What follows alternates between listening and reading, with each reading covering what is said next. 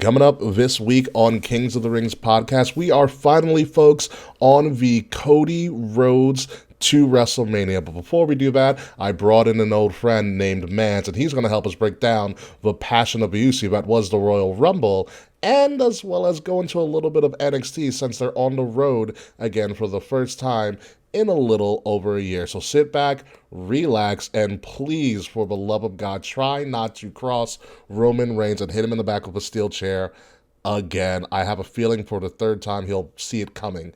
But it's Kings of the Rings podcast, episode number 326, The Passion of Ucey, exclusively on Wrestle Addict Radio, and it starts right now.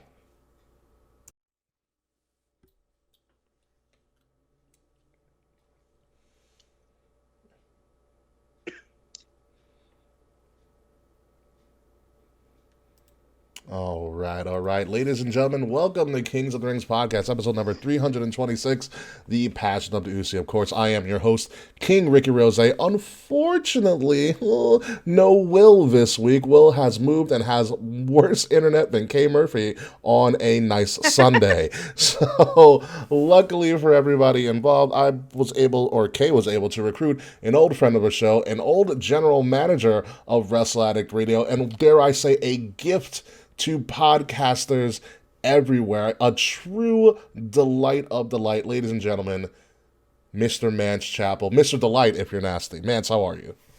I'm doing great. It's been a while since I've even done a podcast. It's been almost 18 months. So I'm getting my chops back here. Yeah, you'll get it soon enough. And of course, for the final time on this show, we are going to have, for a final full time on this show, we have Mix Murphy, the K Murphy. Kay, how are you feeling on this bittersweet day? Hi, everybody. Bittersweet is definitely 1,000,000% the right word to describe this. My they them pussy is gonna miss this show, but I think we have so many great things to talk about that you guys might need a break from me after this week. Roman Reigns had handcuffs. Y'all gonna need a break from me after this one. Oh my God, it's really bad when I saw the handcuffs that pulled out. I was like, oh God, I hope Kay's not watching. Oh, I watched. I bet you did. We'll get into it. Yeah. So before we get, I have a lot to say about the Rumble. Yeah, I bet you do. And before we get into that, I have news. You have news already, Kay? No, I have notes. Oh, you have notes. Okay, all right. Notes are good. Save your notes for a little bit of time. Ironically, folks, as long as we've known Mance personally as a member of Wrestle Addict Radio and even beyond that, this is Mance's first time on Kings of the Rings podcast, and so I'm happy to... No. Wait. That's not true. Wait. Oh, you're talking about when you chimed in for like 100 or something like that? Nope, sure not. But I think we should save that for just a second when we play a little game, because it makes sense. Okay, all right. So we are going to play a little game, and since this is the beginning of the Friends of a Show era, ladies and gentlemen, I am very happy to announce that Mance is going to play for the first time ever, since he's ever been on the show, the first guest game, and we're going to start it just like...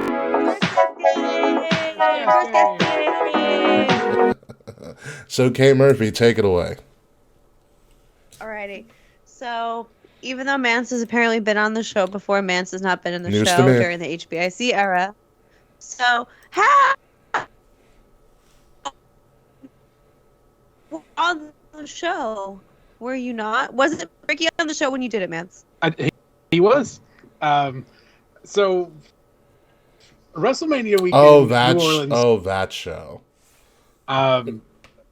It was Saturday. I got there on Friday night, and I somehow, mainly because the Enterprise place screwed up my rental car, ended up with a minivan that weekend. I ended up with the party van for that weekend, and at that time, I wasn't drinking.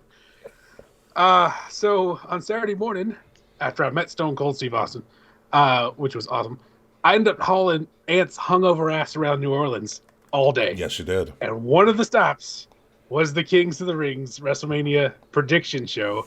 Ant was going to be on it. I wasn't going to be on it. And then I ended up on it. and I have been on the show before, and the rest is history. Yeah, but that show wasn't recorded in Lore. That was a live stream, so that doesn't really count in my book. Just saying. But I get it. You were there. Mance was, and I do remember this now. This is back when I had money and lived with my parents. Hence, I had money, and we were balling out. We had a 2-floor, essentially loft apartment that myself, Will, and Dave were staying in at the time. That's fine. Yeah, I was open staying concept. in a hostel. Yeah, I was not. I had no money. I was not. So what we ended up trying to do is I had this idea. It's like, let's bring all these people together to do a live from New Orleans. So I hit up Ant. Ant was like, yeah, sure, whatever. Because we had just met Ant at the Royal Rumble earlier that year. And we were trying to get Antisocial Kim, who literally was true to the name of being antisocial and didn't go on the show. She just wouldn't go on the show. And we also wanted to get Issa, but Issa actually missed that WrestleMania because Issa got sick. Issa, aka NYC Demon Diva, so Issa was never appeared on the show for that instance. Issa has been on one of our shows before, the Evolution pay-per-view event. She was part of that month that we had all female wrestling podcasters on, and so Mance substituted in. And it was a great time. Half of us were hungover, but we did it. I wasn't, but the rest of us were. That was a good time. I think for Mania 40, we should do a live show in Philly. Potentially.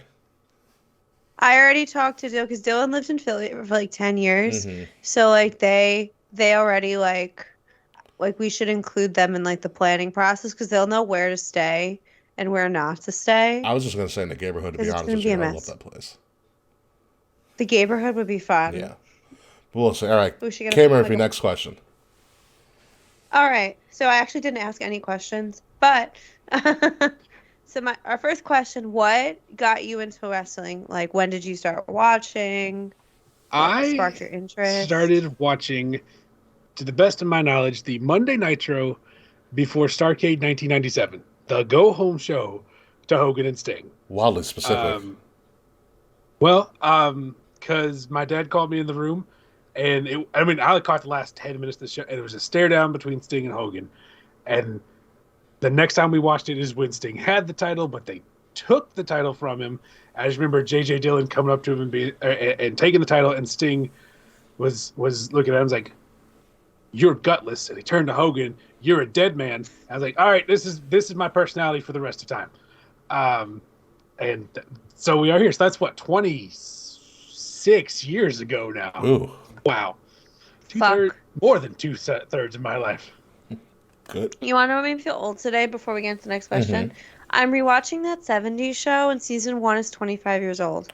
Wow. Mm-hmm. And I don't like how I feel about it. You shouldn't. Next question.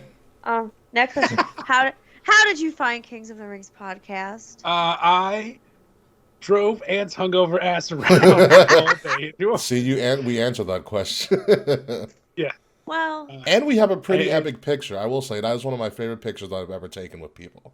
5 of us, different world title belts, different poses. I like that picture. Different poses, Kay. Just for you, just a year before I'd even meet you, I have the big gold, and I am doing the Bill Goldberg 2 hands straight up in the air because they handed me that belt, and that's what my brain did. I love that for you. All righty, Mance, who is your all-time favorite wrestler? This is a hard question. I can narrow it down to 2. My all-time favorite wrestlers is either Stone Cold Steve Austin or Sting. And every time Sting wrestles, Stone Cold gets a little farther ahead. And it's not that I dislike Sting. I worry that he's going to die. He's going to jump off something, and then the next morning we're going to hear Sting died. It's like, well, yeah, of course Sting died. He fell off a building. Yeah, he did. Are you sure it's not Goldberg? It's not Goldberg. You sure? I'm fairly sure. Stop poking the bear. All right. Well, hopefully the answer to this question is Goldberg. Who is your current favorite wrestler? He's not wrestling right now, Kay. He still exists. He's not under contract. He's not under contract. He can't answer Goldberg for that question. Probably Bryan Danielson. And that's been the same answer for 10 years at this point. However, I'm getting really into Sami Zayn as of the last few months.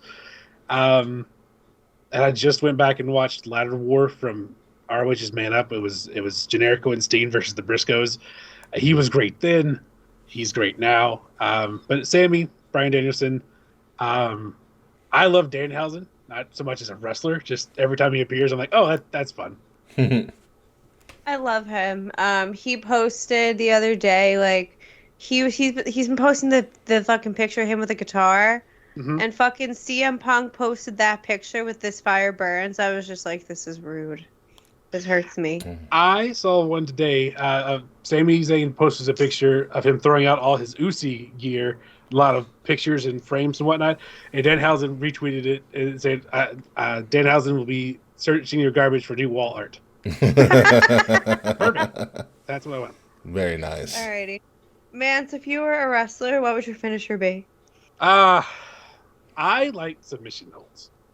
So as much as my gut says, oh, you go with the Stone Cold Stunner, I think for the actual proper finisher, I'm probably going to use the Scorpion Deathlock or the Half Nelson Chicken Wing. And it's something I've always, in college, the wrestling friends that I made, we would just attack each other.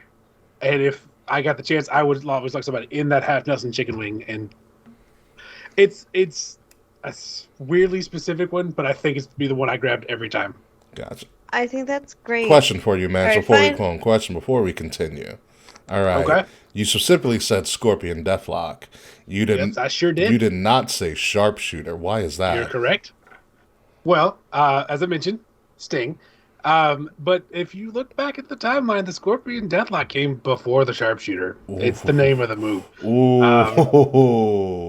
Ooh, that is going to be an interesting discussion that we don't have time for today. But I'm going to have to look into that. You go right ahead. I'm fairly certain I'm right, but I'm fairly certain I'm right about most things, and half the time, See, right there. We'll see. Ricky Choshu did the Sharpshooter first, but see, I might be wrong. WrestleMania Sieves in Canadian. Very nice, friends. Friends, just so as long as you're seething, I want to repeat this. Sean is better than Brett. Let's move on. All right. Continue. Nancy, this might be the most important question I've ever asked you in our entire friendship. So I want you to think this is going to be a big one then. Yes, it is. And hard about this answer. You better. And I need you to think with your gut. Just use instinct. Don't think about it. Use your heart, not your head. Are you team Slack or are you team fuck you Slack? Well, the answer to this actually came to me today, as coincidence would have it. I was on the Twitter again. That's where I spend half my time. It's a horrible place. Yes, it is. But I believe Slack said something along the lines of WWE shouldn't have planned so far ahead with the Uso storyline because now they have this hot match that they can't use, and so that's wrong. I want long-term story planning, and that's great. Have they dropped the ball? Maybe. But in all honesty, it just ends up with me having to be on team fuck you. Yes! Yes! Yes. That is the only correct answer, by the way. Don't listen to Will, whatever he's told you. It's told me nothing. Good. Very, very good. I stopped listening to Will when he lost me the rate with Aunt Gala 4 years ago. I think Will's internet went out, so we could get the correct answer to Team Fuck You Slack. Also, just to everybody's aware, Will's fun fact is that he's still not invited to the cookout. Anywho, moving on. With that, thank you for playing the first guest game, Mance, on an official show that you are now on. But let's move on to some other things happening in the world of wrestling. For instance, 24 hours after our last show, WWE released their name, image, and likeness class, the NIL class, where they are actively recruiting college athletes to learn about WWE, their social media marketing skills, and potentially recruit them to be on-screen talent somewhere down the future. This is the third year that this is happening. Gable Stevenson is part of the NIL class, and a couple of other people, a lot of prominent people on in NXT these days are coming from the NIL class, or they're working their way up the ranks. And rather than us kind of telling you about this NIL class, I figured it was better if we just show you who they are. Because we're going to pull up a video for the first time ever and give you guys an actual first look at this year's NIL class for WWE. So here we go. We're going to put this up right now. And there it is. Go full screen and listen in. You guys on the show might not be able to hear, but you'll hear it on the playback. But it is going to be closed captions so you guys can read it too. So, anywho, here we go. We got next, we ready to flex, we're ready to rock, headed to the top, we got next. Introducing members of WWE Next in Line, Class 3. A 6'5", 230-pound running back for the Kentucky Wildcats, D.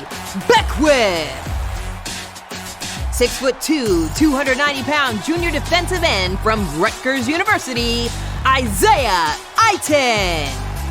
Two-time Horizon League Conference champion, Youngstown State basketball star, Maddie Olbach. A redshirt senior softball star for the Georgia Bulldogs, Jaden Fields. Standing 6'8" and 320 pounds, redshirt junior offensive lineman for the Cincinnati Bearcats, Cameron Jones. Get one. Two-time NCAA All-American heavyweight wrestler, Penn State Nittany Lion, Greg Kirkleet.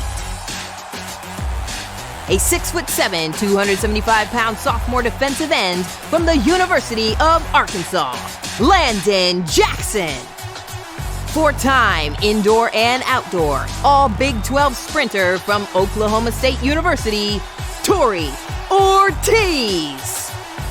A senior tennis star at Mary Washington University, Alexandra Jaksic. A six-time Portuguese national champion, sophomore thrower at the University of Pittsburgh, Otanil Badjana. A 6'4", 315-pound offensive lineman for the Penn State Nittany Lions, Nick Dawkins. Yeah. A graduate student soccer star at the University of South Alabama, Abby Jacobs. Two-time NAIA national champion wrestler from Life University, Peyton Prussian. A six-time NCAA All-American and four-time NCAA national champion thrower from Arizona State University, Turner Washington. Are you six-time All-American? Two-time NCAA All-American hurdler for the LSU Tigers, Multiple sports, right? Aaliyah Armstrong. Introducing members of WWE Next in Line, Class 3. So yeah, folks, that is the Next in Line participants. Mance, what are your first thoughts on that? There's some potential there. Otanil Badjana, the Portuguese national champion. Yeah. He's got that look. He's got that size. I think he's got a great chance there. Only one of those names that I've actually recognized, and that's D. Beckwith. He was a player for University of Kentucky football team. Mm-hmm. Kentucky's a basketball school. Yes, it is. But the last couple of years, the team has been less than terrible. Don't remind me. And he's been a part of that team. If he can transition that well into wrestling, go for it. I can't speak to him personally as a player, though. Very true. K. Murphy, what are your thoughts on this NIL class? So I don't know shit about college sports, so I can't speak to how good any of them are. But based on like their look and marketability, I feel like a lot of them have what WWE is going for. Mm-hmm. They are. So Listen, overall, got a lot of pretty folks. Yeah, overall NIL is going to be good for these athletes and for these people as human beings. They're going to get a one-up, from one of the best marketing companies in the world. It's just known as World Wrestling Entertainment. They know how to market themselves. If you don't believe me, look at all of their followings on social media. It's absolutely absurd. And WWE is not just recruiting any old athletes. They're recruiting successful athletes. Okay, they're recruiting successful athletes. In a lot of their classes, they're recruiting a lot of female athletes, which is something that I've noticed, and they're recruiting a fair amount of people of color as well. They are really diversifying their pool. And the cool thing about athletes, not the cool thing, but the reason I think they're choosing a lot of these athletes that are successful athletes as well. If you look at WWE's way of how they train people, they want to find people that are naturally athletic, which most of these people are, and that know how to take commands. You know, they're already used to being coached. And what WWE looks for when they're recruiting people, because a lot of their coaches have said it, they have to be coachable. By grabbing them at this stage and building them as wrestlers from the ground up, they eliminate, let's not call it a bad thing, but that indiness. Yes. That they build WWE superstars. They may not build indie darlings. They may not build, Tokyo Dome wrestlers, but they're going to build what they want, and that's great for those wrestlers as long as they stay in that system. Mm-hmm. The chances that all of them are going to stay in that system, but those that do will have the skills they need to go forward. There's a lot of kids in that. I call them kids. They're younger than I am. There's a lot of kids in that NXT program right now who are just getting on TV. They're college athletes, but they're doing exactly what WWE wants, and they're going to be great. Now, that could change on a dime what WWE wants, but right now they're in good shape. Yeah, I think they're in a very good place with it as well. And also, like, you have WWE as like your partner. Like, I recently read an article about the Cavender twins, like these social media darlings that play basketball for the University of Miami. They are part of the NIL program. I think they're Class 2.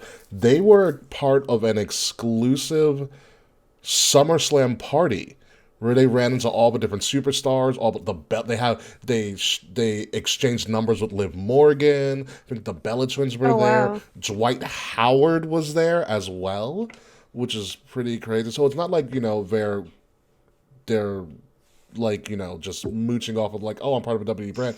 WWE is actually taking care of these individuals. And what they're also doing is kind of planting that seed in their head of like, hey, look, we just filled out a football stadium. Do you want to do this in the future too? That's very Here's true. a bunch of celebrities that are just like you. It's very clever. But I do like it. I like the diversity of the diversity of the classes, and we'll see where these people go from here. But that's the NIL class this year for WWE, because they also have been actively going to campuses and recruiting, because that's what Big E was doing since he's been out with the neck injury as well. But moving forward, let's go back to, again, last Saturday, the Royal Rumble. What an event. What an event. I mean, there have been Royal Rumbles that was a great Royal Rumble, but just the Royal Rumble hit a bunch of its mark. There's some things that were misses, like 2 matches in between, but the main stories were fantastic, and it showed. First and foremost, the Royal Rumble this year was a huge history-making Rumble. Here are some of the facts that WWE posted. It was the largest audience in Royal Rumble history at 54,000 people plus. That's surprising. It's not. The Royal Rumble is usually not a stadium event. It just became a stadium event in the last couple of years. It broke the all-time gate record for the Rumble with a record $7.7+ million. That's before the show even started. Okay. Huge. Yeah. The sponsorship revenue was up nearly 200% versus the record that was set the last year in 2022. So you have gate money, you have sponsorship revenue that was blasted up 200%. They've made tons already. Merchandise sales were up 135% versus the record that was set the previous year. And last but not least, speaking of marketing, their social media was 200+ video views across all platforms of videos related to this year's Royal Rumble. Absolutely absurd. It is ridiculous how well this one did if you look back to a year ago. Yeah. I was in the building last year for Royal Rumble. It was in the building. It was fun, but that building was not full. There were rows at the top. I mean, not just 1 or 2. There were rows empty. They didn't sell out the arena there in St. Louis. They the feel is bigger. The people were more excited. They were telling stories that made sense. And those views that, I mean, because look at the end of Roman's match this year versus the end of Roman's match last year. Yeah. He cheated to beat Seth last year. He killed 2 men this year, essentially. Brock Lesnar did not win the Royal Rumble this year. Yeah. People want to see that. They actually set great stuff up for Mania, which they did not. They're what a difference a year makes. No, literally. I had low expectations for this show based off last year's show, which I should not have. I'm not. You know, aside from the pitch black match, I got pretty much everything I wanted, and they're gonna. If they will roll like this all the way through till April, it's gonna be a good quarter for the WWE. Listen, they're off to a hot start, and I thought we were going to kick off this Royal Rumble recap talking about the Royal Rumble matches, but then we witnessed a murder out during the main event. Folks, there was a match between Roman Reigns and Kevin Owens for the Undisputed Universal World Heavyweight Championship, whatever. It's a match. It happens. Like, that's all I can tell you. It's a match. It happened. There was one really vicious spot, which I'm like, KO, why are you doing this to yourself? Whatever. It was just foreshadowing of things to come. And what came after that was one of the most vicious beatdowns I have ever seen a wrestler take in front of a live audience.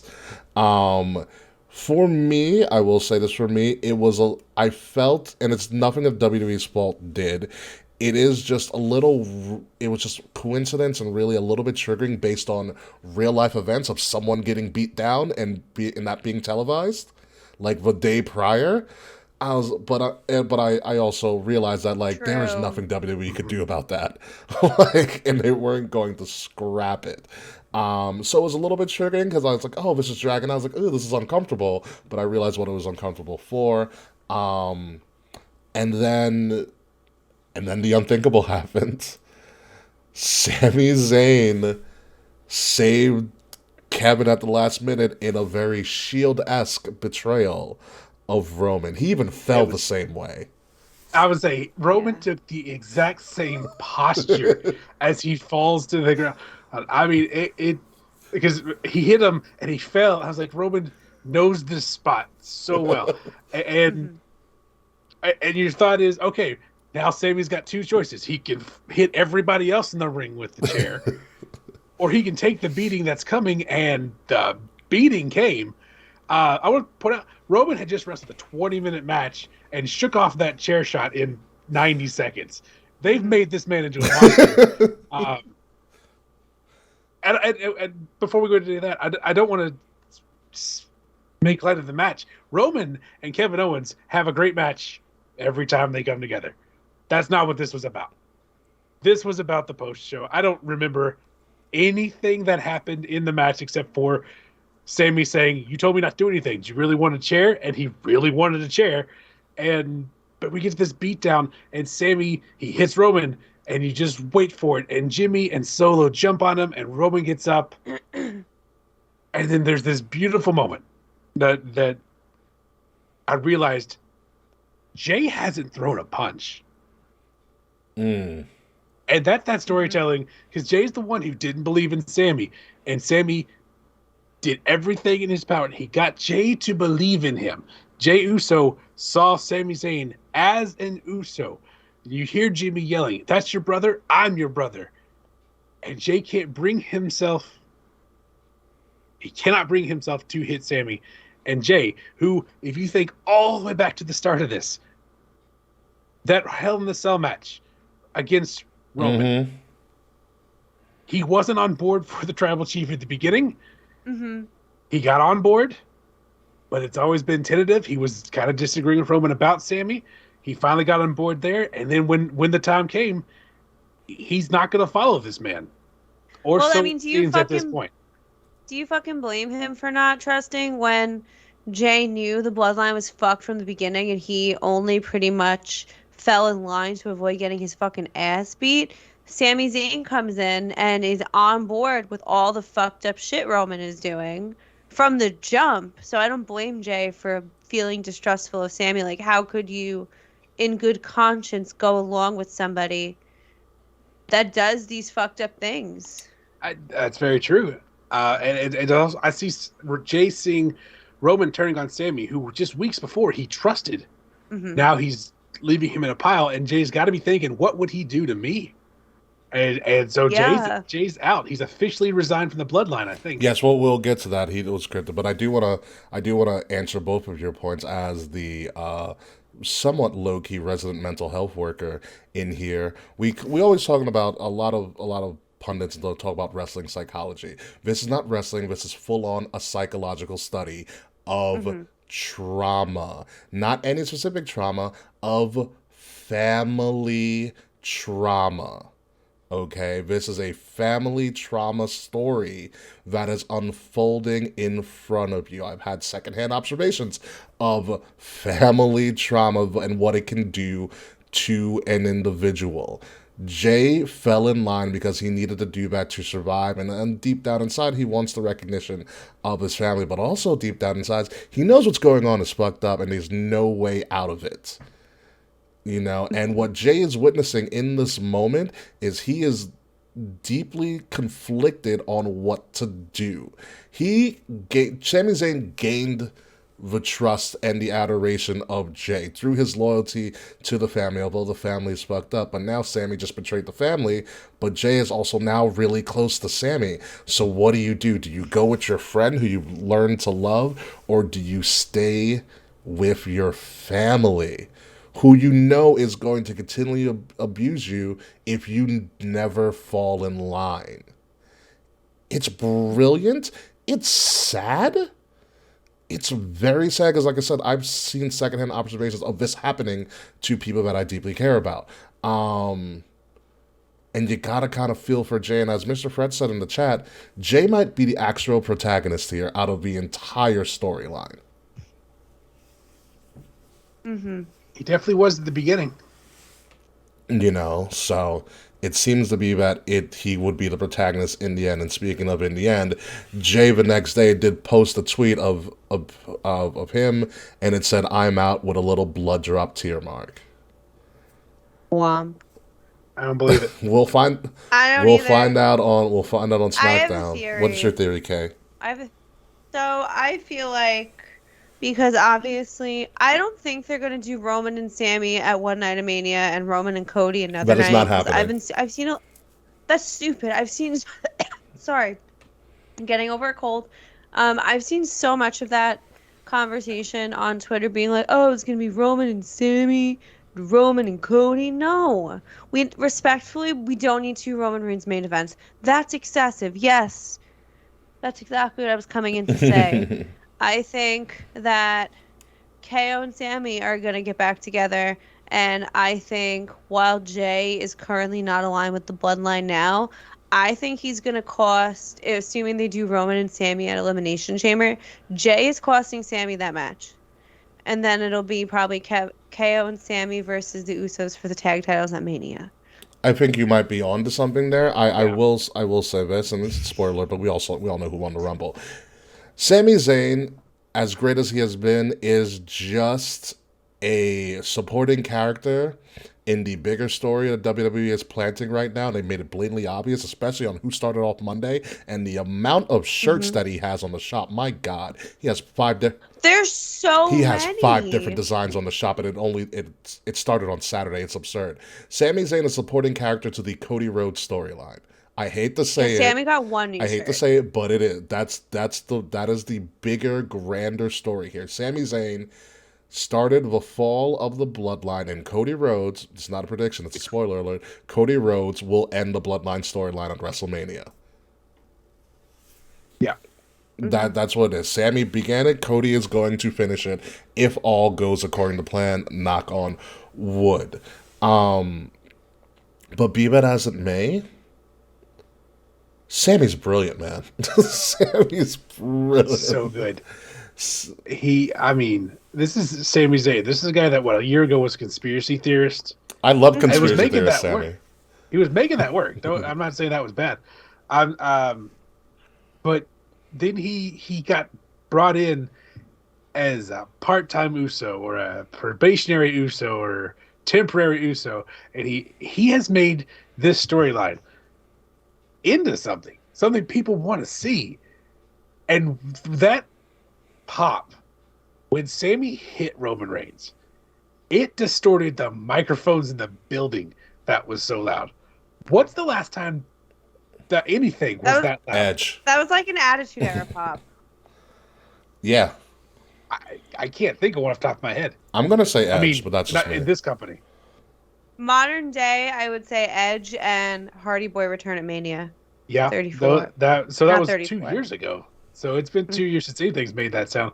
And then if you went to a different company, you've got Punks popping up in AEW the first night. Yeah. It takes something massive, a return, a re-debut after a decade, or the logical step in your storyline. They can still do this, and they did. And granted, you have to have a Sami Zayn to do it, but they did. And I disagree with you, okay? I until Cody came out and said, I'm challenging for the WWE Undisputed Universal Championship, or however they phrase it, I didn't see a way you couldn't do Sammy and Roman one night and Cody and Roman another. But they're not doing it. And unlike some wrestling fans, I'm just going to accept that, and we're going to enjoy the show. But I think they could have done some beautiful stuff. And even if Roman beat Sammy, which was the plan that I had for it, you could have done both matches, and Sammy got his moment. And granted, it's exactly what happened with Cesaro, so it's a repeat of a storyline.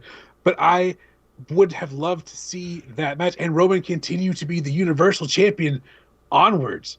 If you can wait for the next guy, if it is Rock, it's not Rock. But have Cody take the WWE title, and so you have a champion on Raw that has a belt and can defend it more often. But they're not doing it. They're doing Cody for both belts, for the whole shebang. Okay, let's go for it.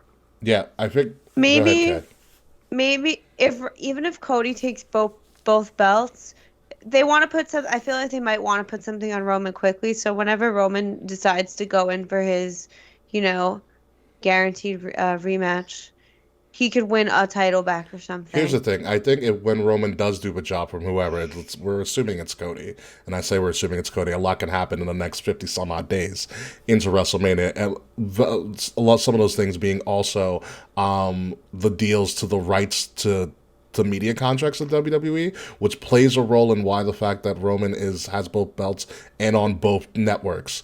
More so SmackDown than Raw, but still he makes appearances.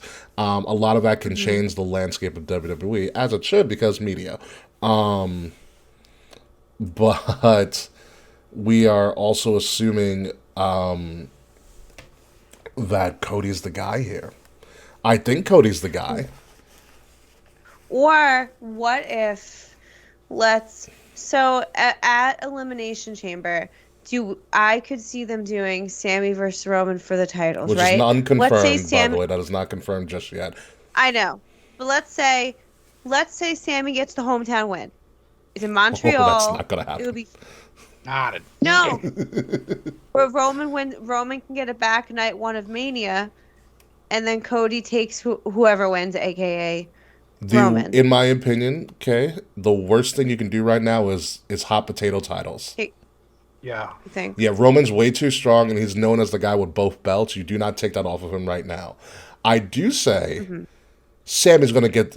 All right, here's the thing. If we thought the Royal Rumble beatdown was bad, can you imagine what Roman might do to him in his hometown in Montreal? This would be heel on another level. I'm talking like the artist formerly known as Sasha Banks stealing a kid's headband during a match, heel level. Okay? Like, you can only rev it up from here. Yeah.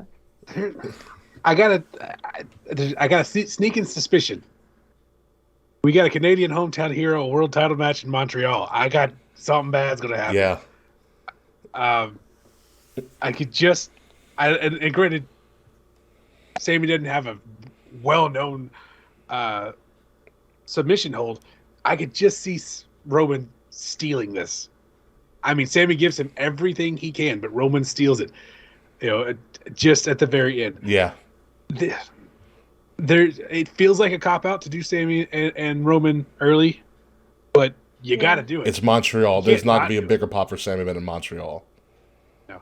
There's the issue. Can Jey Uso or can the Usos come into Canada now? They couldn't before. That's how Sammy got into this mess. Why couldn't they come to Canada again? Issues. Oh. we'll say issues.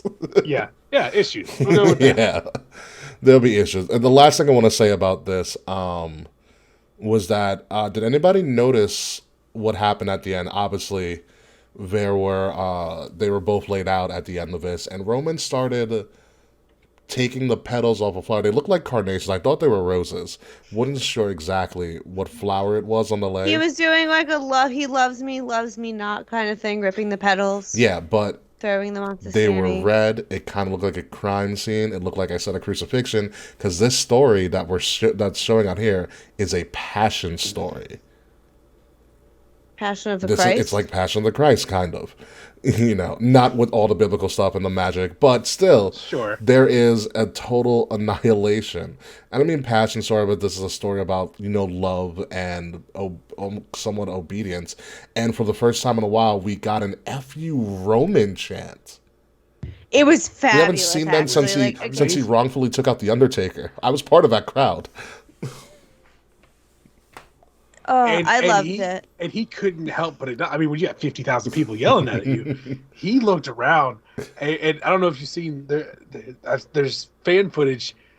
McAfee is stunned. I saw the McAfee footage, yeah. The volume and the veracity of 50,000 people shouting "fuck you, Roman" over and over, and it's just they've done something here. Yeah, it almost... It's the best thing they've done in a while. For a second, if Sammy was a sniveling heel, I mean, he's become a beloved heel, almost on the level of Roman. Roman's a beloved heel for all the crazy stuff he's done. Roman was a beloved heel, but now Roman's a hated heel. This almost became a double turn, but it wasn't. Yeah. Which is, by the way, one of the hardest things to do in wrestling is to switch favoritism of a crowd in an instant. But they almost got it done. They sure as hell switched Roman to being hated again. And it's beautiful. Absolutely beautiful. But let's move on, because I can talk about this all day, and I love this storyline. This just keeps better and better. Someone should write this down. Whoever is actually writing for this should probably direct the next series of Marvel movies. That's all I'm saying. Can pay-per-views or like premium live events or whatever, can that be nominated for like an Emmy? I don't believe so. Actually, technically, yes. I don't know. Because that needs like recognition beyond wrestling. I mean, I know they submitted beyond sports, I would say. So yeah, it better win an ESPY. I don't know. We'll see. Let's move over to the Men's Rumble. And before the Men's Rumble even started, which kicked off the show, Pat McAfee returned. Which was a crazy thing to start off the show with. But Pat McAfee's living his best life in the past couple of years. And I will say this before you get going, K. Murphy. I love this trio of Cole, Corey, and Pat. I thought they were brilliant. Honestly, I selfishly was only upset that to commentary because he was on my Instagram. The fucking funniest commentary I think I've ever heard in my life. Very, very true. At the Rumble. Say that again, Kay, because we lost you for a little bit. I said that Pat McAfee had some of the funniest commentary I think I've ever heard. Like when, like during the low blow, he was like, he got hit in the sack, or I haven't been here in a really long time. What should I say? And then Michael Cole goes, the lower extremities. I mean, Pat McAfee also got away with saying the cock instead of peacock. He did say the cock. The cock. Like, okay. He did say the cock, but I will tell you this, Mance. Corey Graves channeled Bobby Heenan for one Royal Rumble, and it was brilliant. I normally don't like a three-man booth. Ironically, I don't care for that. But when you have that big of a heel announcer and you have that big of a face announcer, that usually drives me crazy. And these three, not so much. And even Michael Cole, who I don't care for. He's amazing at his job, but Michael Cole controlled by Vince is no good. Michael Cole took shots at Vince McMahon all night. If you pay attention, And that gives me hope Yeah. that maybe Vince isn't actually here. But these three together, and yeah, that's a great comparison. That is, I mean, it was Heenan and Tenay levels of together and just making each other crazy. And I dig that. Now, give me Tony Schiavone with these guys, we're good to go. Yeah, no, it was absolutely fantastic. Just great. And here's what I loved. I think they deliberately ribbed Michael Cole and did not tell him Pat was showing up. That felt They didn't tell either of them. like a He's so genuine reaction from Michael Cole. No, it was confirmed. They didn't tell Corey or Michael Cole that Pat were coming back. It was a genuine surprise. Well, I will tell you this. So those were both real tell you reactions. this. Corey Graves stayed in character beautifully then. Yeah. Michael Cole's completely genuine, and Corey Graves plays an amazing upset heel Yeah. announcer. Yeah. So it was probably my favorite time I've ever listened to Corey Graves on commentary. He's had some gems, but for some reason, the Royal Rumble night, he was unbelievable. He was on another level. Moving into the men's rumble, it actually wasn't that star-studded with surprises, which shows you the strength of the men's roster, that they didn't bring in many people from outside of the company, because everybody in that men's rumble were already signed superstars, including Logan Paul and Ricochet, who decided to try to kill each other in the middle of the match. Punk and Kofi did that first. Yeah, but I hate how good Logan Paul We all is at do. this. We all do. Me too. Granted, he's had, what, 4 matches in his career? One of them Now- was a main event with Roman Reigns. Yeah. Okay. You know who else had 4 matches in their wrestling career? You. Me. I am not that good. I have never been that good. And I hate that I love to see him do. And it's going to be Seth and Logan. And he eliminated Seth. It's going to be Seth and Logan at Mania. I'm thrilled. It's going to be great. I hate Logan Paul. I hate him. But he's damn good at what he does. I honestly didn't think he was going to be back this soon, because from what I recalled, after his match with leg Roman, came off. yeah, he pretty much tore his leg up. Yeah. Yeah. No, he was exaggerating. I guess I guess so. I really thought the celebrity return was going to be Bad Bunny. So I'm so disappointed. Just want You Bad just Bunny want every Bad year. Bunny. Just buy the new 2K game. You can get him as a Yeah. pre-order bonus. Yeah. Yeah. You know, listen, Logan Paul, like you said, I can't, like, as a person, whatever, but damn, he's a good entrant. Like, he just gets it. And I hate that he gets it. Yeah. So you know, hate it. But I love Yeah. it. Go ahead, Kay. so you know how on last week's show I predicted, all 60 entrants of the Royal Rumble. What was your percentage, So, by the way? Terrible. I did not get a single thing right for the men, except Cody winning. What do you mean for by, the like, single thing right? Like, you didn't get When I say correct, I mean the order of the Oh, okay. entrants. So in terms of the men, I was incorrect about every single entrant. However, I was off by 1 on Santos Escobar. I was off by 1 for Rey Mysterio and Dominic Mysterio. Dominic. I hate that kid, but I love him. I know. I was off by a lot of stuff on the men's. When we get to the women's, I had better luck. The women's was, I But- will tell you this right now, the women's Rumble was a more entertaining Rumble. So much better. Like the men's Rumble was fun. It was good. It was fine. My list was better. Yeah. It was. Yeah. Like I had Nakamura, Dragon Lee debuted on mine, Bad Bunny was on mine, Jay White debuted on mine. Jay White debuted on everybody's Rumble prediction. Everybody said Jay Yeah, White. mine too. I will say, like, I'm bummed that Cody came in at 30. I'm bummed they announced he was coming and he came in at 30. Me If too. they Like didn't that's announce such a it, it'd be fucking great. waste. They didn't just announce it. They gave him video packages for 4 weeks. Yeah. I mean, That's why I put him in at like what did I put him in as? I put him in at number 2. 2 would have been great. 3 would have been fine. Imagine if we didn't know he was coming. Logan Paul and Ricochet have a car crash in the middle of the air. 3, 2, 1. Everything goes dark. Wrestling heavily. Sami Zayn can go to hell at that point because that's the pop of the night. Yeah. No, like they had like no Cody's gonna. They're doing the Triple H thing from 2002 where we give him this many packages, so without a shadow of a doubt he's winning this Rumble. Absolutely. He has to finish the story, but he started at Mania from last year. Moving on, as we know, Cody did win, but also of note, the first man in the Rumble was the second to last man in the Rumble, and he broke the record. Gunther solidified himself as the ring general, as he says, with a Royal Rumble record, 1 hour and 11 minutes. That shows you how much they trust this man to do anything with anybody. Yeah, this man here is going to be world champion within the next. Well, from the time Roman loses, within 18 months of that, he'll be the world champion.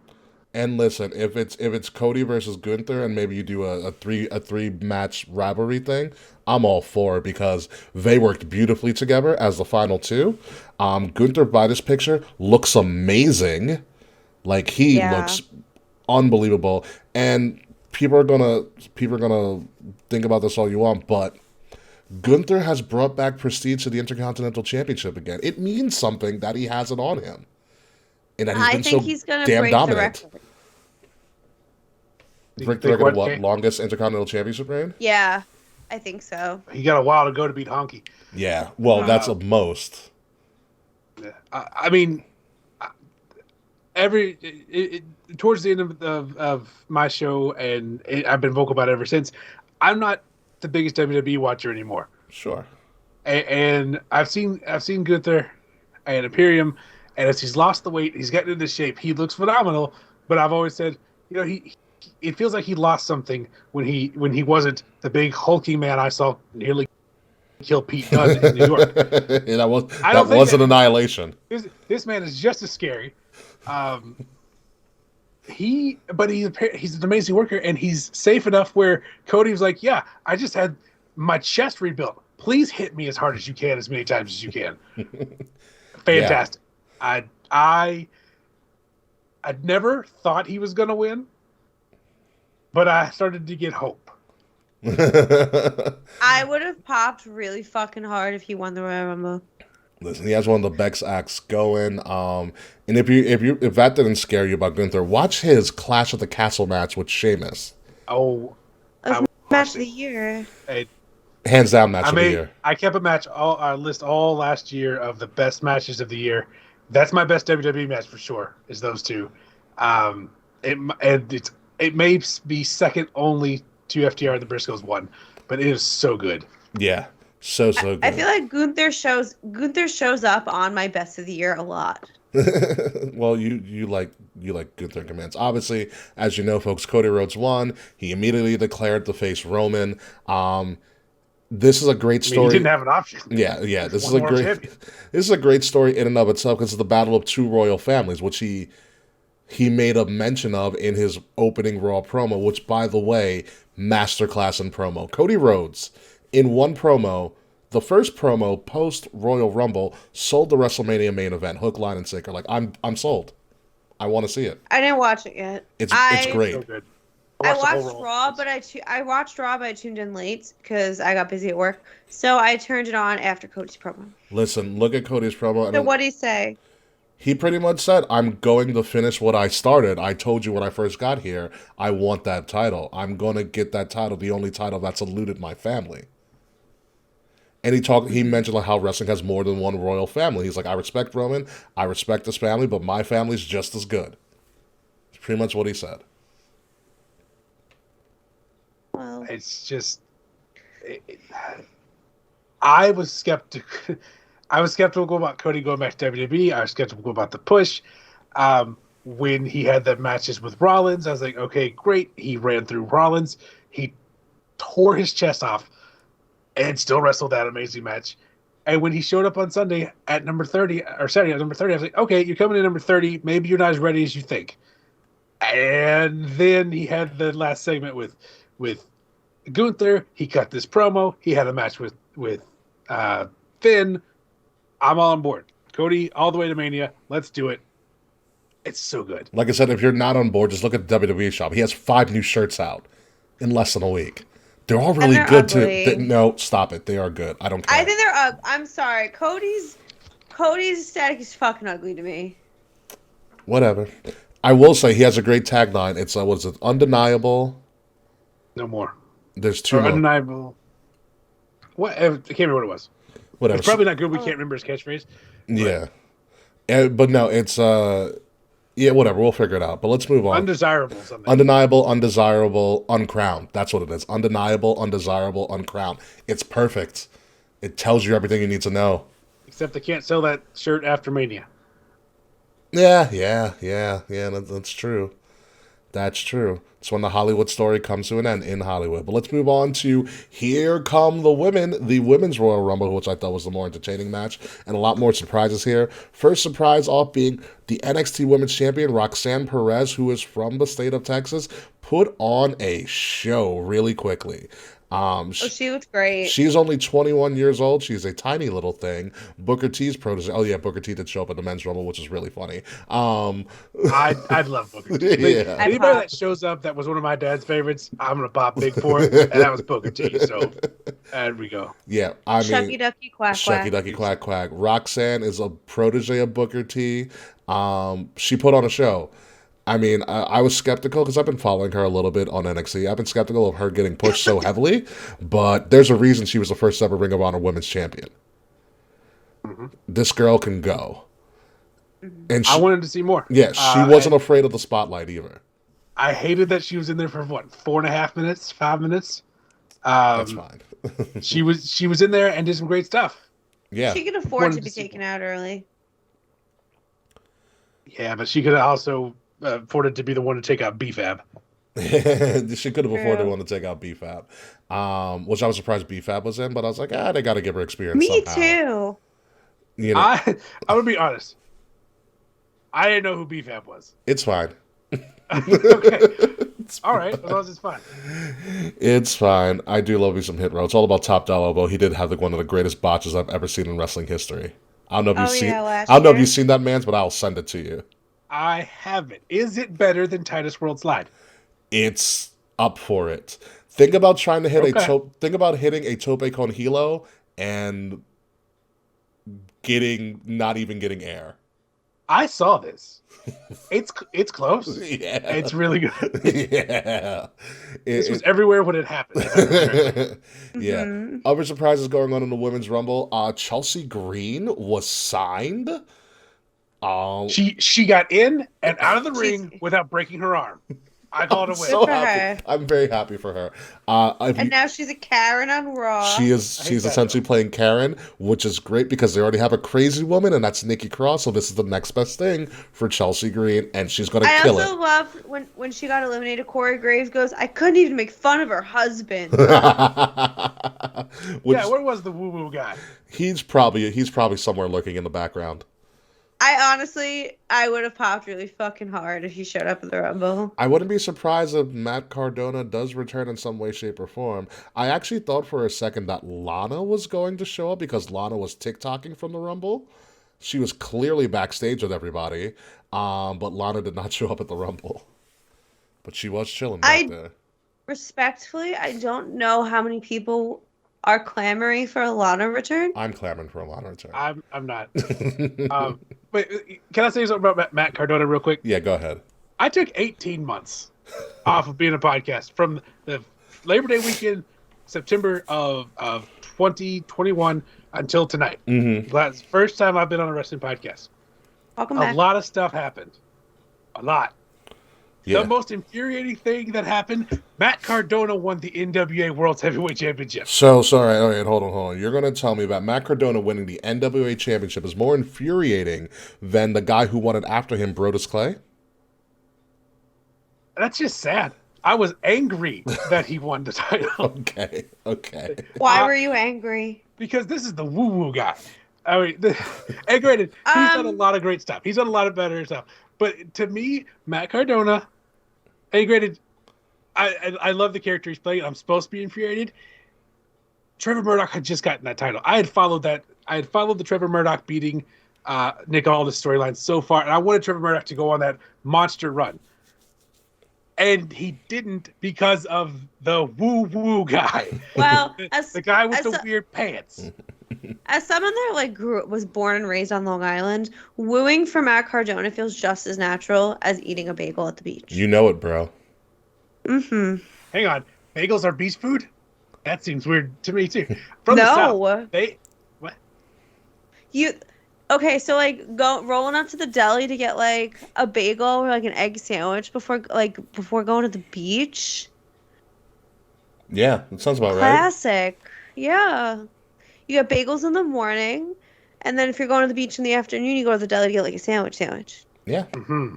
Mm-hmm.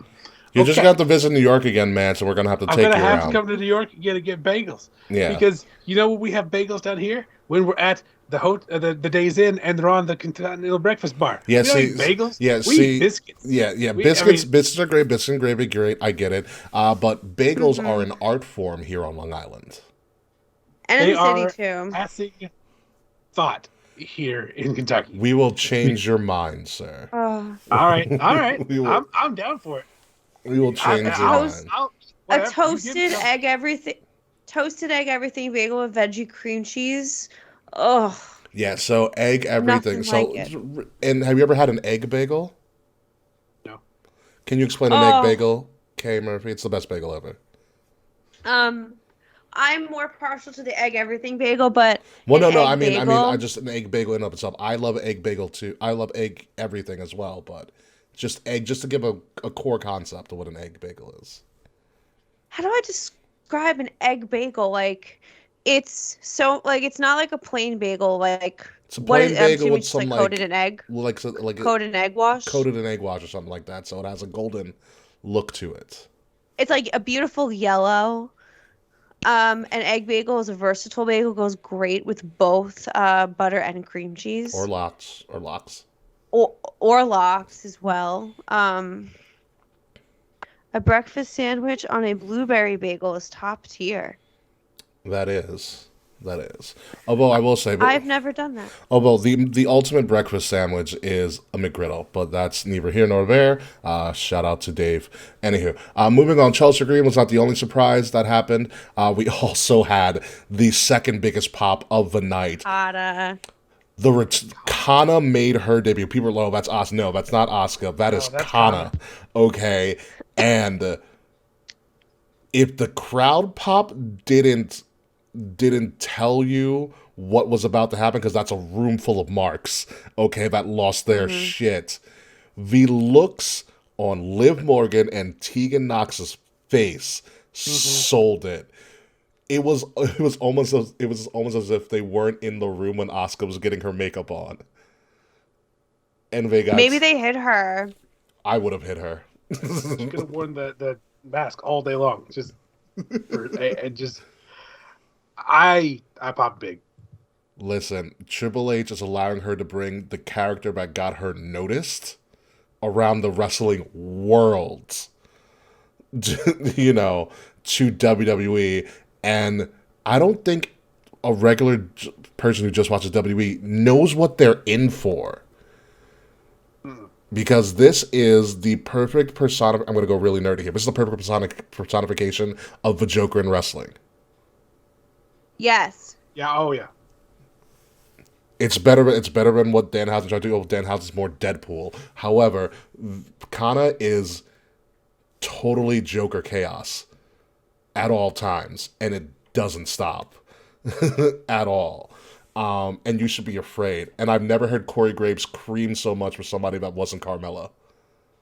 No, literally. Also, quick sideberg. Why the fuck wasn't Carmella a return in the fucking Rumble? That was so dumb to bring her back on Raw. Because they're sacrificing her to Kana. That's why. Yeah. I mean, it's a great question, but no, I would have popped big for Carmella coming back. But that would be a hat on a hat at that point. Carmella wouldn't be taking away from fucking Kana.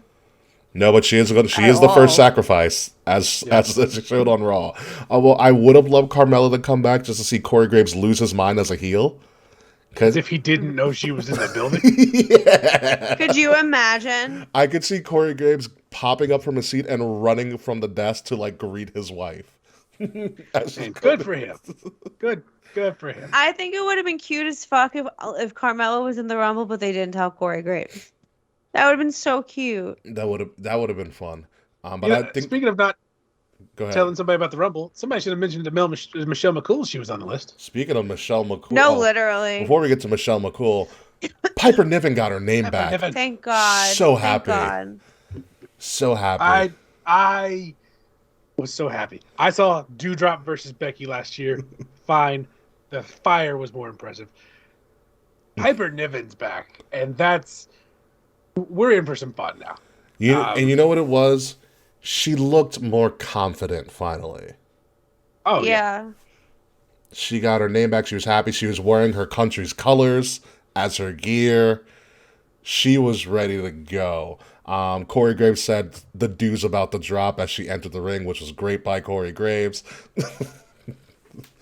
I think that they never properly said, "Oh, this is Dewdrop."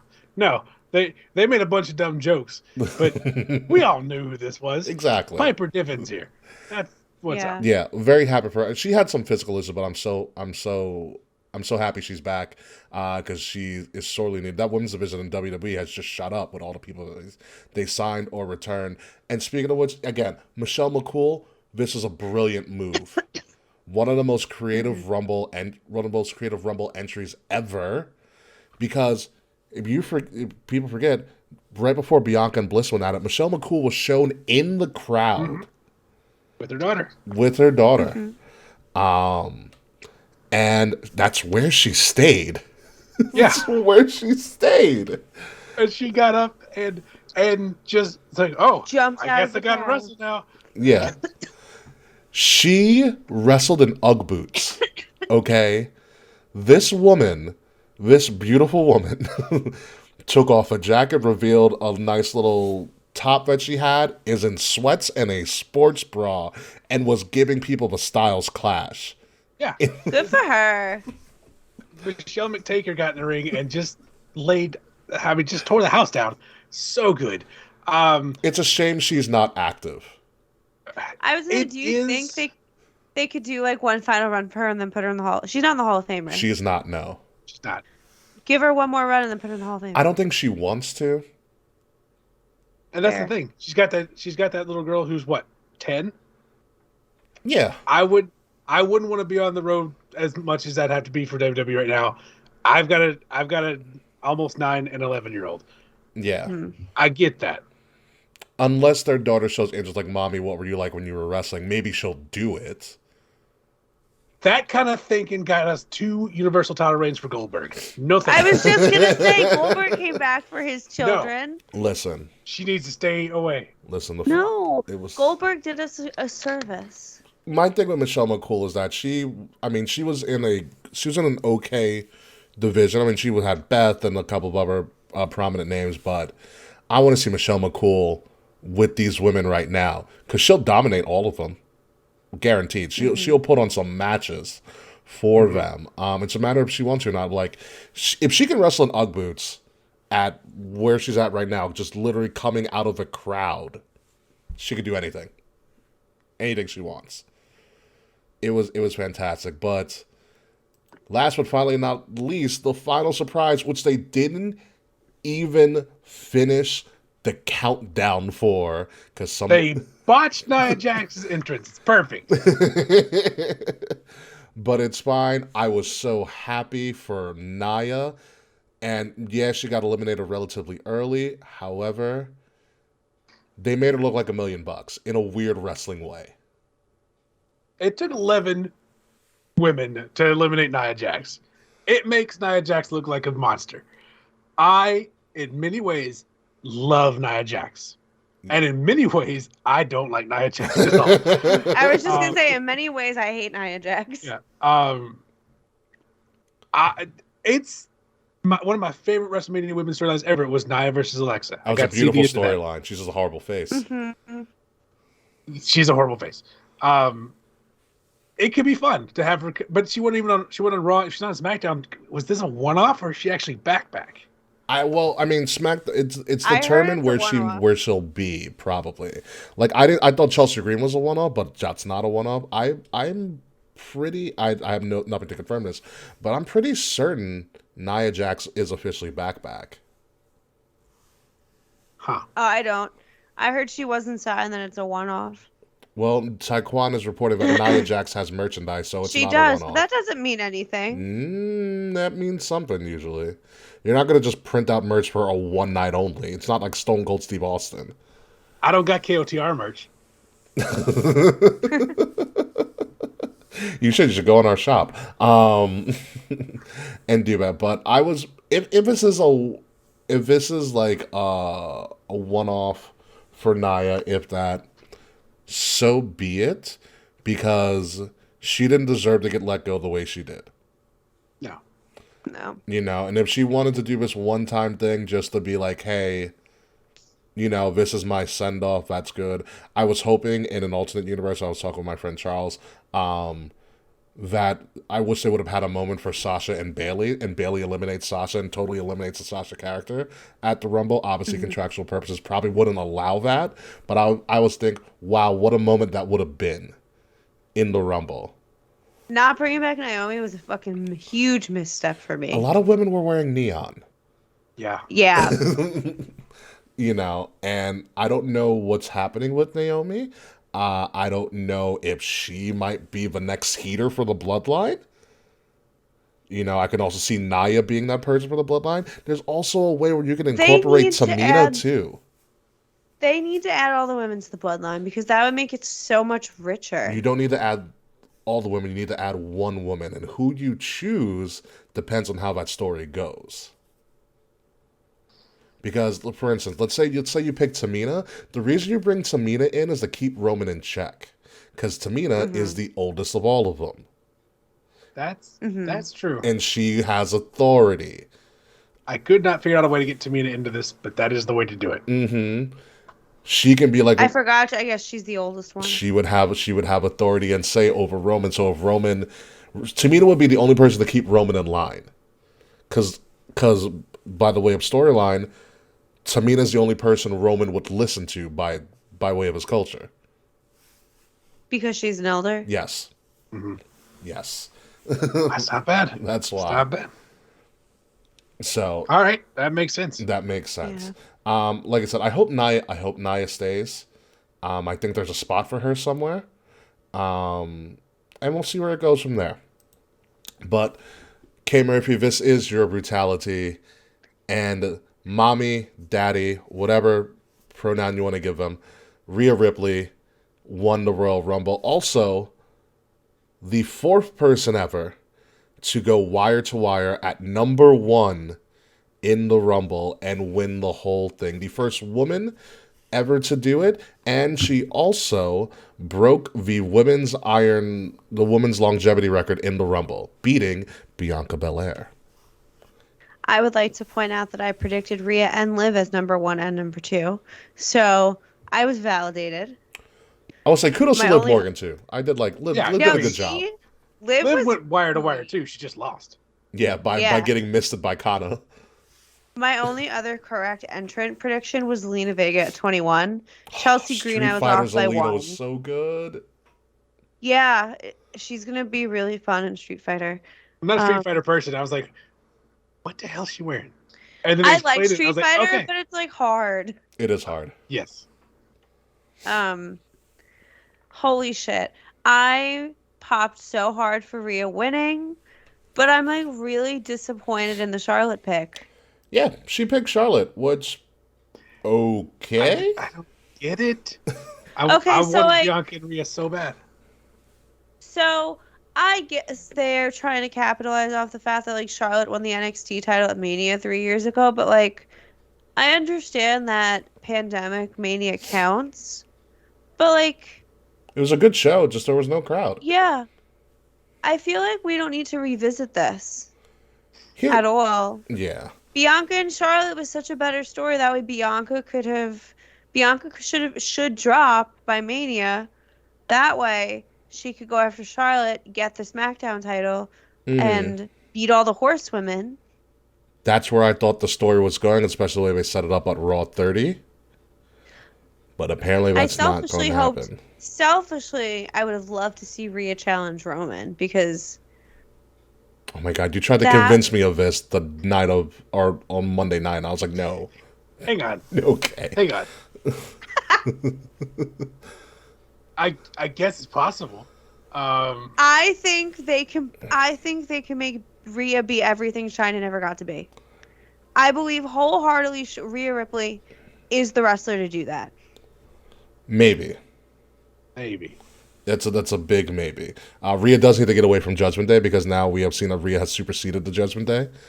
But she's still in line with Dominic. My issue with Rhea choosing Charlotte, be it as a May history, it's the easy choice. It's the easy way out for WWE. My issue is that why the hell did Rhea challenge Charlotte on Raw?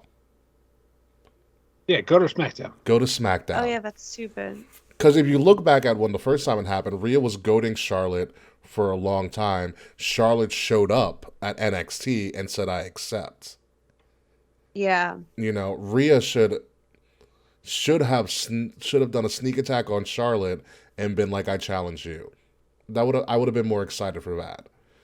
You know, the question is, what do you do with Bianca? She's obviously going to face somebody who wins the EC for the women. My big guess would be Kana versus Bianca. Same. It makes the most sense. That's the best match. That's my big guess. That's the best match. Then you go into another story. Does Kana lose twice at a big Manias? We don't know. But we'll see. I also would have loved to see Kana versus Charlotte at Mania, so she could get revenge for Charlotte. Lord Almighty, a rematch. Yes. Better. Yes. Yes. I will never get over how mad that match made me. It didn't make me mad. I was so happy. It was a beautiful match. That's kind of what I have a problem with Rhea versus Charlotte. I'm not confident Rhea's going to win. It's Charlotte Flair. I'm not either. There's a 40% chance that Charlotte's just going to win. And the match, I'm not worried about the quality of the match. I'm worried about the quality of the storyline and the sense that it makes. Because if you think back to Rhea wins the Raw title, Bianca wins the SmackDown title, Raquel wins the NXT title, they have that moment where the three of them are together. Bianca and Rhea have got this history. And now you can build off that to this, battle of longtime friends who now want the same belt. That's great. Do that. I understand I lost to Charlotte Flair. I have to get that win back. I understand that. It's just not as good a story. And there's also the thing, too, there's more history. I think there's more direct history with Rhea and Bianca, because who did Bianca eliminate to go to WrestleMania? Rhea, right? She beat Rhea. They were the final two. And at that time, Bianca had the record for longest woman in a Rumble. Rhea just beat that. Yeah, it all points to Bianca. Yeah. But no, Charlotte, it's always Charlotte. It's safe, but I think, like we said, if we were to switch the opponents, this is assuming Kana's going to win the Elimination Chamber, which we'll talk about in 2 weeks. I would have loved Kana versus Charlotte, and Rhea versus Bianca. Rhea comes out, declares against Bianca, cool, fine. Then you switch it up, and Kana versus Charlotte. 2 in Hollywood at Prince money. At Prince a lot of money right there. But we'll see how this goes. Although, like Mance said, I'm not confident in the way the storyline's going to be built, but we'll see what happens. On to the last thing we'll talk about for the Rumble. The Pitch Black match wasn't the best. Wasn't the worst. Interesting. It was fine. Aesthetically, pretty interesting. It looked cool. Yeah. Also very interesting that we never gave Naomi something like this. No, literally. Like a Feel of a Glow match. Yeah. Or something. But it's a match. It happened. Okay. It was super quick, very pretty. It what it needed to do. That was it. We also do know that Uncle Howdy cannot hit an elbow drop from that high up. Oh, no, that was bad. he missed by 10 to 12 feet. Yeah, it was pretty bad. Whoever you are, Uncle Howdy, if you believe. Moving on. Oh, I believe. I do have one more thing about B about team, go, go, go. about the pitch black. It gives me hope. It does give me hope that in the future we're going to get the Mountain Dew Code Red Hell in a Cell match, the Mountain Dew Sweet Lightning Oh, Electrified Steel stop it. Cage match, and the Mountain Dew Baja Blast Exploding Barbed Wire match. I instead of watching this match, I looked up types of Mountain Dew to make up matches for. Money in the Baja Blast. Yeah. Money in There the you go. Baja Blast match. Nice. I will say, if Cody's after show pressure was anything to go by, I need to try Pitch Black because apparently it tastes really good. What are Or the Cody's flavor- a fantastic actor. Well, he said he hadn't had sugar don't- in 3 months, so. Yeah. What's the flavor It's a profile it's on a this Mountain grape Dew? Mountain Dew. Bye. Mr. Nope. Fred said I it's want that. grape soda. Ugh. Don't you soda. grape soda? Okay. I hate it. You wow. I'm gonna revoke your invitation to the cookout. Anywho, That's not nice. you're not liking grape soda isn't nice either. Anywho, NXT Vengeance I Day. like orange soda. Who doesn't love orange soda? NXT. I'm sure there's someone. Probably. NXT is going on the road for the first time in almost a year. They're going with their Vengeance Day premium live event live from Charlotte, North Carolina. And on the card, we're going to go through this really quickly because we are running a little bit long in the tooth. Obviously, the NXT Championship, everybody's favorite Steiner named Braun Breaker, is going against everybody's most hated Australian, Grayson Waller, in a steel cage match. Up next, Cora Jade, the NXT Women's Champion, is facing the 2 remaining members of the faction formerly run by Mandy Rose, Toxic Attraction, Gigi Dolan, aka Priscilla Kelly, and JC Jane are going to be challenging Roxanne Perez in essentially a triple threat match, a little handicap style, who knows? We'll see what goes with that. The match is probably going to technically steal the show. Apollo Crews versus Carmelo Hayes, the next big thing in WWE, I will say that, in a 2 out of 3 falls match. Up next in the card, Wesley, former member of the Rascals and the only one remaining that's still actually wrestling and legitimate, versus Dominic Dijakovic, or just Dijak now, for the North He American. looks so different. He's like a giant Punisher guy, and his hair's black. Versus Dominic Dijakovic, or Dijak North American Championship. We also have a fatal 4-way for the NXT Tag Team Championships. NXT Tag Team Champions, Mance, The New Day. Okay.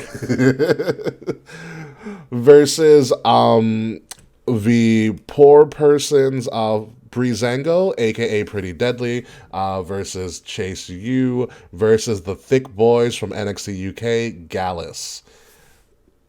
And then last but not least, we also have the NXT Women's Championship. 2 of my favorite boos in NXT. My former classmate, Casey Catanzaro, also known as Katana Chance, versus Kaden Carter, Team Ninja as they used to call themselves, versus Fallon Henley and Kiana James for the NXT Women's Tag Team Championship. So, before we go into rating how we think this event will be, because it is happening this Saturday on Peacock, or as Pat McAfee says, The Cock. The cock. Yes. Mr. Chappell, Mr. Mance Chappell, what are your thoughts on this NXT card? It's not bad. There's a lot of good stuff here. I think every men's title is going to change hands. Every one of them. Ooh. Because I believe Wesley and Braun Breaker are ready to go to the main roster. The New Day is just here for a little layover. And if you're asking me personally, I think Pretty Deadly's taking the belts back. I want Gallus to take them. Everybody wants Gallus to take it. Yeah, let's And slap. you can call her Kaden Carter all you want. That is Lacey Lane. That is my nemesis from the Mae Young Classic. I have not forgiven her. Wait, hold on. I'm missing something. What did Lacey Lane do to If you you? go all the way back to the Mae Young Classic, Lacey Lane, like God's my witness, I can't remember who she eliminated, but there was a much more. And I had to look it up. Maybe I will look it up as y'all talk about the next thing. She made an eliminate. She won a match that she should not have won, and I got very afraid she was going to beat Mako Satomura in the next match, and I lost my mind on Lacey Lane on an episode of the Gift Podcast. And every time she pops up, my brain goes, "That's Lacey Lane," and but she's gonna retain her title at the thing. But no, it's been 3 years, 4 years. No, it's still there. Wow, that's right. K Murphy, what are your thoughts on this NXT Vengeance Day card? I think it'll be fine. I don't know anything about half these people on NXT anymore. You I should. agree with It's Mance entertaining stuff. maybe I'll try watching NXT again.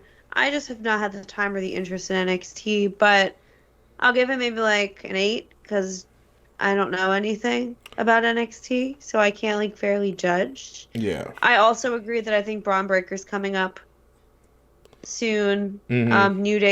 New Day's dropping. Don't know anything about I don't know anything about NXT anymore. I feel so weird crowning it, but I'll give it an 8 just out of an assumption. Yeah. What would you crown this, Mr. Chappell, Mr. Mance? Out of 10, Yeah, out of 10. 10 being the best, 1 being the worst. 7.5. Okay. It's passing. Yeah. It's not bad. She eliminated Ty Conti from the Mae Young Classic. And Well, I mean, I think that worked out the best for everybody. that's true. But still.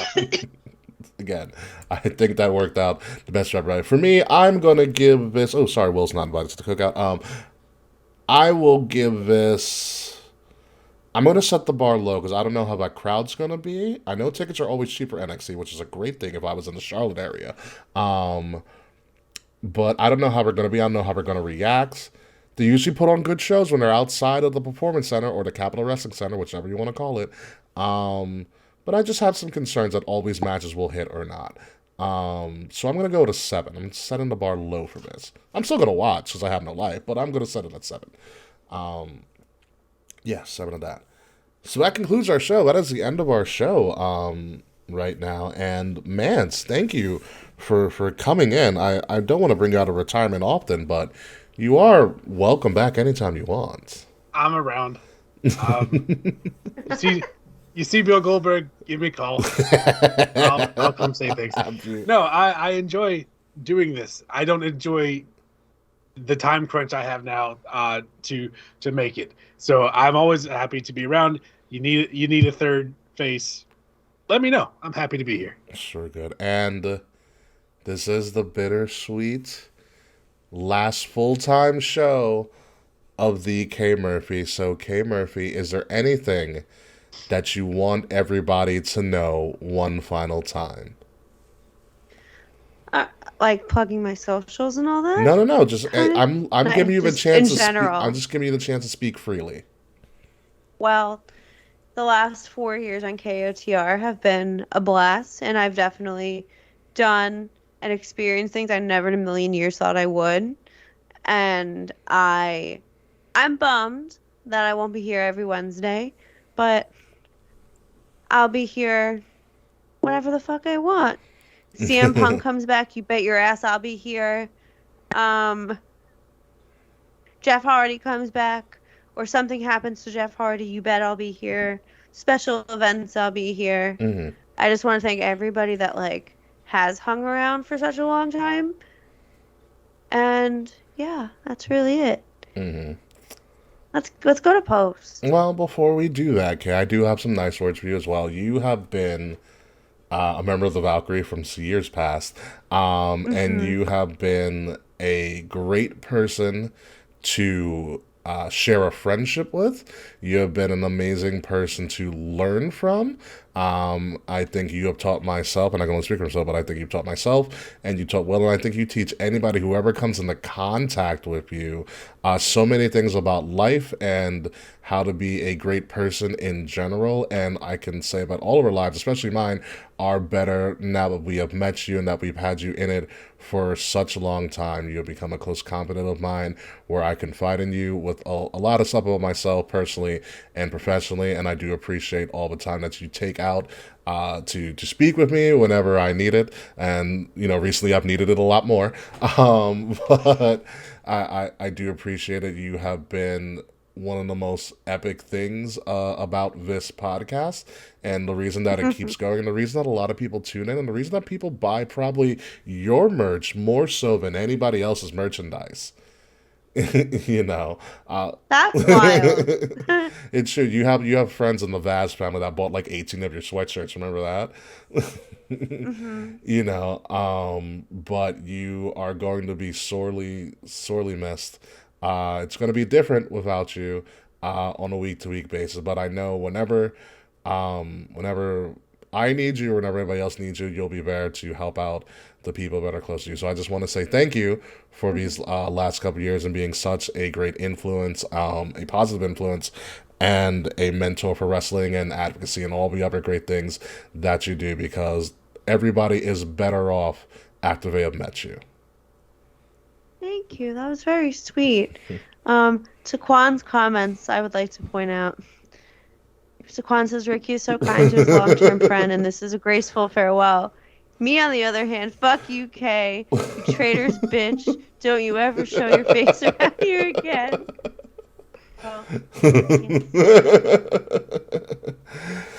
And on that note, folks, let's cue an outro that I'll put up in post, and let's get out of here. Ladies and gentlemen, welcome to Kings of the Rings podcast, or this has been Kings of the Rings podcast, episode number 326, The Passion of the Ucey, and it is a passionate yet bittersweet ending to Kay Murphy's full-time reign, but we do know that their passion and their love will always remain as a part of this podcast, especially when they return. I have been your host, King Ricky Rose. You can formerly find me at Ambassador Biggs across all social media, because I am not there for the indefinite and immediate future. Find Kings of the Rings podcast at KOTR_podcast on Facebook, on Twitter, on Instagram, across all social media. Like, share, subscribe. Leave us some 5-star reviews.